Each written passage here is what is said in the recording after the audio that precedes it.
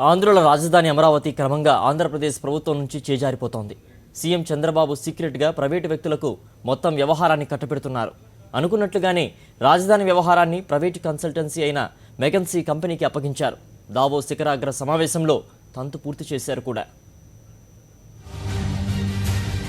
ప్రైవేటుకు Amaravati, development బాధ్యత కన్సల్టెంట్కు.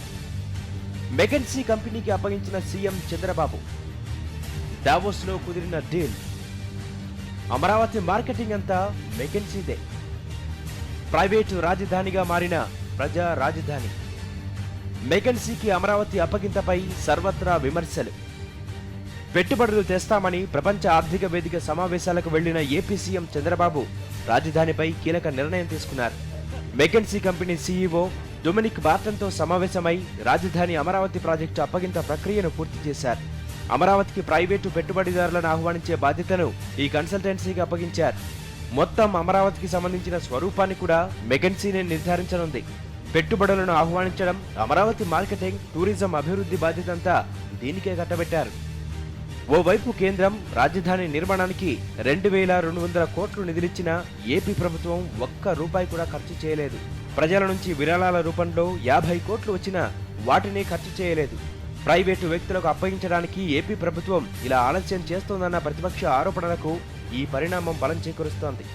దీని ప్రకారం అమరావతిలో ఏ బిల్డింగ్ ఎవరు కట్టాలో, ఎవరు పెట్టుబడులు పెట్టాలో, ఎంత భూమి ఇవ్వాలో వంటి నిర్ణయాలన్నీ ఈ ప్రైవేటు సంస్థే తేల్చనుంది.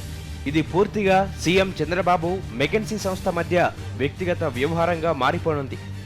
మెకెన్సీపైనే చంద్రబాబు ఎందుకు శ్రద్ధ చూపారనడానికి కూడా కారణం ఉంది. మెకెన్సీతో చంద్రబాబుకు పాత సంబంధాలున్నాయి.